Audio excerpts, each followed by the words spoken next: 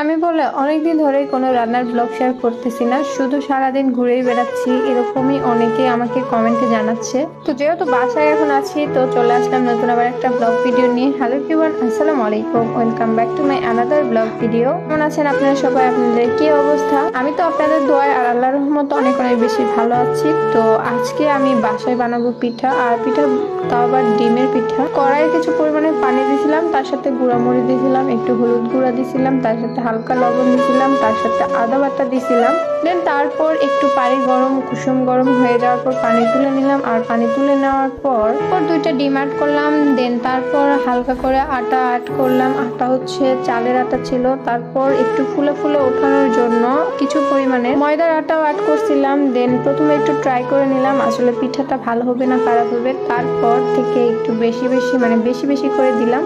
এদিকে আমি পিঠা ভাজতেছিলাম, আর এদিকে আমার দাদি সবগুলো পিঠা তুলতেছিল। আর পিঠা খেতে কে কে ভালোবাসেন অবশ্যই কমেন্টে জানাবেন। আর তার সাথে আজকে রান্না করব করলা। আর এই করলা হচ্ছে হালকা কিছু পরিমাণে লবণ দিয়ে আর তার সাথে একটু ভালো করে মেখে রসটা চিপিয়ে নিলে করলার যে তিতোটা থাকে না, ওই তিতোটা আর থাকে না। আর করলা আলু দিয়ে আজকে মাছ চচ্চড়ি করবো, তো এখানে কিছু পরিমাণে পেঁয়াজ অ্যাড করলাম, আর করলা আর আলু ভালো করে ধুয়ে নিলাম। তারপর এখানে যত রকমের মশলা লাগে, যা যা তরকারিতে রান্না করার জন্য খাওয়া লাগে, কোন থেকে শুরু করে হলুদ, গুঁড়া মরিচ, তার সাথে আদা বাটা সবকিছু দিয়ে নিল। দেওয়ার পর হালকা করে কিছু পরিমাণে তেল অ্যাড করে দিল। তেল অ্যাড করে দেওয়ার পর এখন আমার দাদি এটা ভালো করে মাখিয়ে নিবে। যত বেশি তরকারি মাখবেন তত বেশি টেস্ট লাগবে। দেন তারপর আমার দাদি আরো কিছু পরিমাণের পেঁয়াজ অ্যাড করলো। করলার তরকারি কিন্তু একটু বেশি পেঁয়াজ অ্যাড করা লাগে, মানে বেশি পেঁয়াজ দেওয়া লাগে। আর পেঁয়াজ না দিলে তরকারিটা নরম হয় না, সাদাও হয় না। আর আজকে করলার চচ্চড়ি করবে, এই কারণে এখানে কিছু পরিমাণে পবার মাছ দিয়ে নিল আর কিছু পরিমাণে রেখে দিল। তারপর চলুন আজকে হচ্ছে